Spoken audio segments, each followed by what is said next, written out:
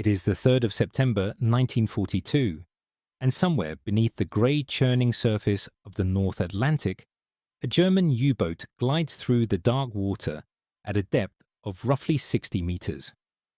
The crew are calm. They have reason to be. Their commander has navigated them through the detection grid of a Royal Navy convoy escort without triggering a single alarm. The hydrophone operator reports nothing unusual. No propeller noise, no sonar ping, no A-stick sweep bearing down on them from above. By every measure available to the men aboard that submarine, they are invisible. They are safe. They are wrong. 400 meters above them, a short Sunderland flying boat from 201 Squadron has already banked into a wide arc and reduced its throttle to a near-silent glide. The aircraft carries no conventional depth charges on this particular sortie. Instead, mounted to its undercarriage, hardpoints are a series of cylindrical canisters, each one fitted with a device so new, so carefully guarded, that fewer than 24 men in the entire Royal Air Force know its true operating principle. Within minutes, those canisters are in the water. The crew of the U-boat never hear them fall. They never see them descend. They detect nothing at all until the first detonation sequence begins, by which point it is already far too late. What happened in that patch of ocean on that September morning was not luck. It was not superior instinct or fortunate positioning.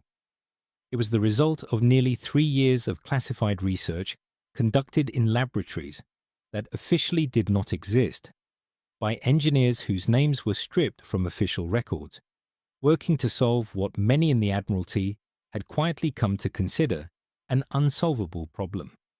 The device responsible for that kill, and for 46 others that would follow before the war's end, was known internally as the Mark 24 Fido. To the men who deployed it, it was called Fido.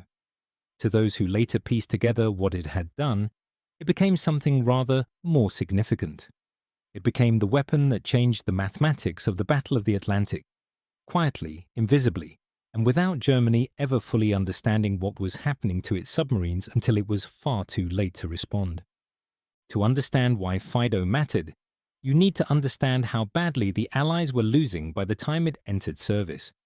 The U-boat campaign of the Second World War was not merely a tactical inconvenience. It was an existential threat to Britain's ability to continue fighting. The island nation depended entirely on transatlantic shipping for food, fuel, raw materials, and the weaponry pouring in under the terms of Lend-Lease. In 1940, German submarines sank roughly 1,059 merchant vessels. In 1941, that figure climbed higher still. By the first months of 1942, the carnage in the Atlantic had reached levels that horrified even the most experienced naval strategists. Admiral Karl Dönitz had refined the Rudeltaktik, the wolf pack system, to a devastating science. Groups of 8, 10, sometimes 15 U-boats would mass on convoy routes identified through Enigma intercepts and aerial reconnaissance, striking at night when surface escorts were most vulnerable and aircraft could not operate. The problem for the Allies was not finding U-boats once they had surfaced to attack. Surface radar, improving steadily from 1941 onwards, could locate a conning tower at several kilometers in clear conditions. Airborne radar was becoming increasingly sophisticated. The problem was what happened next. A U-boat that detected an incoming aircraft had approximately 30 seconds to begin an emergency dive before it could reach a depth at which conventional weapons could not follow. The Mark 7 depth charge, the standard weapon carried by both surface escorts and aircraft, required an accurate position fix at the moment of drop, then relied on the charge sinking at a predictable rate and detonating at a preset depth. Against a U-boat that was still diving, still accelerating through the water column, and constantly altering its depth and heading, the Mark 7 was an approximate instrument. crews had to estimate where the submarine would be by the time the charge reached its detonation depth, factoring in evasive maneuvering that could not be predicted. Statistically, even a well-executed depth charge attack had an alarmingly low probability of a kill. Most attacks resulted in shaken crews and minor hull damage at best. The U-boat would dive deeper, go silent, and wait. By morning, it would be gone. What was needed was a weapon that could follow the submarine down. A weapon that did not rely on guesswork about where a diving U-boat might be in 3 dimensions when the charge finally reached the correct depth. A weapon that could, in effect, track its target rather than simply drop in the general vicinity and hope for the best. The idea seemed almost fantastical when it was first proposed. Acoustic homing, the principle of guiding a weapon toward the noise generated by a submarine's own propellers, had been theorized before the war. But the practical challenges were formidable. The device would need to be small enough to be carried by existing aircraft. It would need to survive water entry at high speed without destroying its own delicate sensing components. It would need to be sensitive enough to detect the comparatively quiet sound of a submarine's screws against the ambient acoustic noise of the ocean. And it would need to do all of this while remaining a complete secret, because if Germany ever learned that such a weapon existed, their submarines would simply slow their propellers to below the detection threshold, and the entire advantage would evaporate overnight. The project that would produce Fido began in earnest in late 1941, under the auspices of the National Defense Research Committee in the United States, working in close collaboration with British scientists at what was then termed the Airborne Instruments Laboratory. The precise details of which British researchers contributed most significantly remain partially obscured, partly by the classification levels applied at the time, and partly by the post-war habit of attributing joint Allied projects exclusively to American institutions. What the record does show clearly is that the acoustic homing torpedo that emerged from this collaboration incorporated British thinking on transducer sensitivity and depth-following logic that had been developed at the Admiralty Research Laboratory at Teddington throughout the late 1930s. The device was, like most genuinely effective wartime innovations, a synthesis rather than a single invention. Fido was 84 inches in length, roughly the height of a very tall man, and 19 inches in diameter, approximately the width of a large dustbin lid. It weighed around 680 pounds, fully assembled. The warhead section alone accounted for 92 pounds of torpex, a mixture of RDX, TNT, and powdered aluminium that generated a substantially more powerful underwater detonation than TNT alone. The warhead was positioned at the forward end of the weapon. Behind it sat the acoustic sensing array, 4 hydrophone elements arranged in 2 pairs at 90 degrees to one another, allowing the device to detect sound from any direction in the horizontal plane. These hydrophones fed into an electronic guidance system that interpreted the relative signal strength from each element and translated that into a steering command, deflecting a pair of small rudders at the tail of the weapon to alter its heading toward the louder signal, toward the source of propeller noise, toward the submarine. The homing range under operational conditions was approximately 1,500 yards in calm water, somewhat less in poor acoustic conditions or against a submarine running at reduced speed. Once acquired, Fido would follow a roughly helical search pattern if contact was lost, spiraling through the water column in decreasing circles until it either reacquired the target or exhausted its range. The weapon ran at approximately 12 knots, slower than most surface torpedoes, but fast enough to overhaul a diving submarine that was itself limited by water resistance and hull engineering to emergency dive speeds of no more than 7 knots. The depth range of the weapon, the minimum and maximum operating depths, was calibrated specifically for the typical dive profiles of the Type 7 and Type 9 U-boats that constituted the bulk of Dönitz's operational fleet. Drop it too early and it would detonate on the surface. Drop it at exactly the right moment in the attack run, and it would enter the water, acquire the submarine's acoustic signature, and follow it down. Manufacturing of Fido was conducted primarily in the United States, at facilities in Connecticut and Massachusetts, with components produced at subcontracted sites whose locations were kept out of all operational documentation. British aircraft received the weapon through supply channels deliberately obfuscated to prevent any pattern becoming apparent to German intelligence. Each weapon was shipped in sealed crates labeled with innocuous cargo descriptions. The aircrew who carried it were given the bare minimum of operational briefing, told it was an experimental depth charge variant, and instructed firmly that under no circumstances was the device to be dropped where it might be recovered by enemy forces. In the event of an aborted sortie or an emergency ditching, the weapon was to be jettisoned in deep water. The secret was held with extraordinary discipline. For nearly 18 months of active operational use, Germany remained completely unaware that a homing torpedo was being deployed against its submarines. The first confirmed operational use against a U-boat occurred on the 14th of May 1943, when a Liberator of 86 Squadron attacked U-456 in the North Atlantic using Fido. The attack resulted in a kill.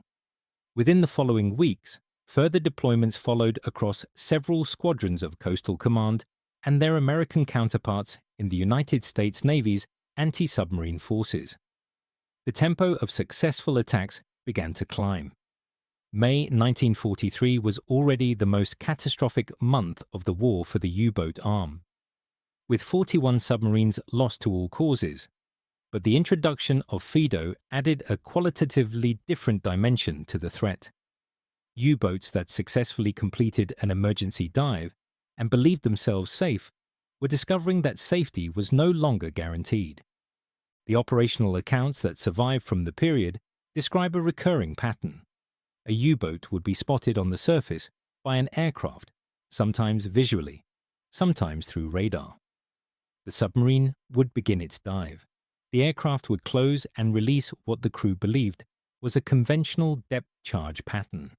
The charges would enter the water and the crew would brace for near misses, for the familiar concussive jolts and the groan of a hull under pressure, then settle back to waiting for the aircraft to depart.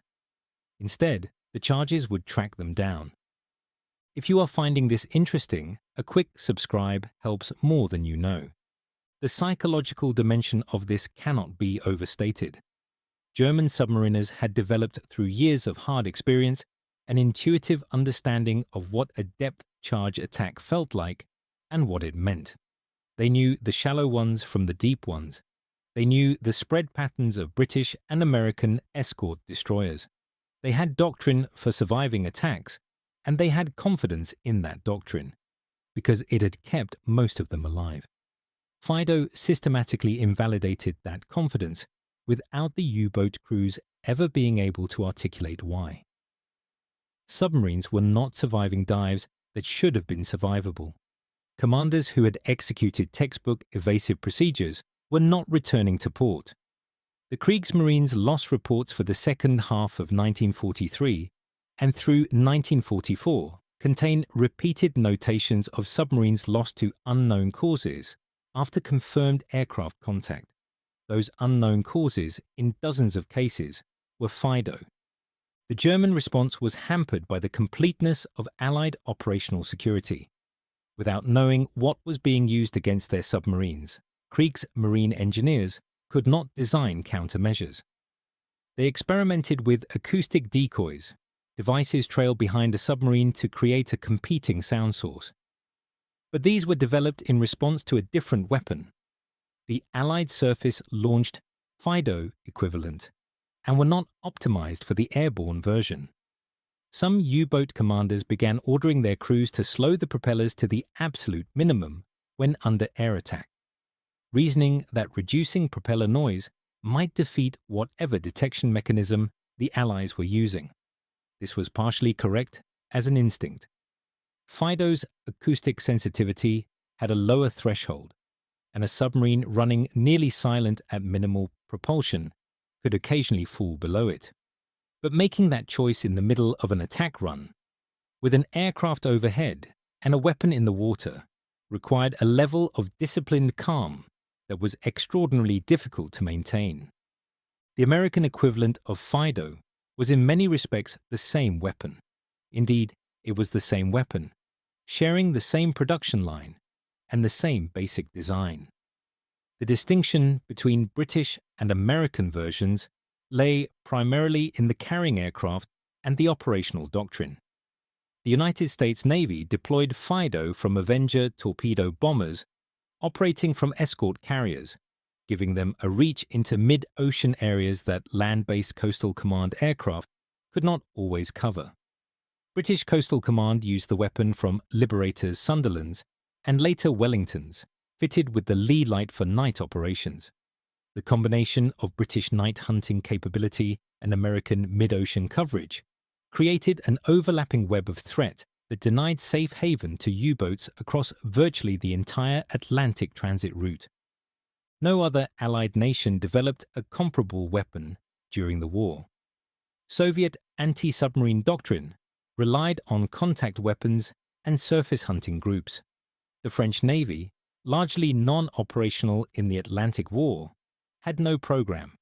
The Canadians operated as part of the Allied integrated command structure and used the weapon through that arrangement without developing an independent variant.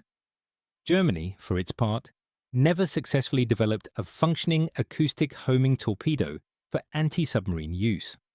The T-5 Zahnkönig, the so-called GNAT torpedo, was an acoustic homing weapon, but designed for surface use against convoy escorts, not for submarine hunting. The asymmetry of development effort is telling. Britain, facing existential threat from submarine warfare, poured resources into solving the problem of killing submarines that had dived. Germany, whose submarines were inflicting the damage rather than absorbing it, had no equivalent incentive. The question of exactly how many U-boats Fido destroyed remains partially contested. The figure most commonly cited in post-war analyses is 37 to 47 confirmed kills attributable directly to the weapon, with additional attacks classified as probable or contributing factors in joint surface air engagements. The range exists because post-war assessments required cross-referencing German loss records, themselves sometimes incomplete or damaged, against Allied attack logs that were not always kept with the precision required for definitive attribution. The weapon was not infallible. It missed. It occasionally detonated prematurely on re-entering the surface after an unsuccessful search. In at least 2 documented instances, it appears to have tracked and attacked ships rather than submarines, a consequence of propeller noise signature overlap. These failures were considered acceptable given the overall kill rate, which was substantially higher than any conventional depth charge pattern against a diving target. The Battle of the Atlantic effectively ended as a German strategic initiative in May 1943. Dönitz withdrew the bulk of his wolf packs from the North Atlantic, acknowledging that losses had become unsustainable. The causes of that catastrophic reversal were multiple. Improved convoy routing based on decrypted Enigma traffic, the closure of the mid-Atlantic air gap by very long-range aircraft and escort carriers, improved radar, and the cumulative effect of better-trained escort crews. Fido was one element in a complex equation, but it was a uniquely significant element because it removed the sanctuary of depth. For the first 1,000 days of the war, a U-boat that could dive deep enough and go quiet enough was, for all practical purposes, unreachable. Fido ended that. It made depth irrelevant. It made silence into a liability rather than a protection, because the propellers that drove a submarine deeper were the very noise that guided the weapon down. Examples of the Mark 24 Fido can be seen today at the National Museum of the United States Navy in Washington and at the Fleet Air Arm Museum at Yeovilton in Somerset, where one of the original production casings sits in a climate-controlled display. It is a surprisingly unassuming object for something that rewrote the rules of underwater warfare. There are no moving external parts visible, no fins of dramatic scale, no warhead marked with alarming signage. It looks, if anything, like a large and slightly inelegant piece of industrial plumbing. It takes a moment of contemplation to connect the object in front of you to the hundreds of men who were at the bottom of the Atlantic because of it. Return then to that U-boat descending through the September dark in 1942. The crew have done everything correctly. Their training is flawless. Their doctrine is sound. Their commander is experienced and calm. They are 60 meters down and going deeper, and by every principle they have been taught about survival at sea, they should be unreachable. They are listening to the water around them, and the water tells them nothing. It tells them nothing because the weapon coming for them makes no sound of its own. It simply listens. It listens to them. There is something almost elegant in that inversion. For 3 years of war, the submarine had been the silent hunter. It had stalked convoys through fog and darkness, approached without warning, struck and vanished. Silence was its weapon and its armor both. And then, in a classified laboratory in the English-speaking world, a group of engineers asked a simple and devastating question. What if the silence stopped working? What if the hunter could be heard? They did not need to make it loud. They did not need to illuminate it or radar track it or force it to the surface. They simply needed to listen to it. And once you are listening to something, once you have found the frequency at which its engines sing in the dark water, following it is merely a matter of engineering. The marker 24, Fido, was that engineering made physical. 47 U-boats went down, at minimum, before Germany understood what was happening. 47 crews, somewhere between 300 and 500 men, descended into ocean they believed was safe. They were wrong because Britain had learned to listen.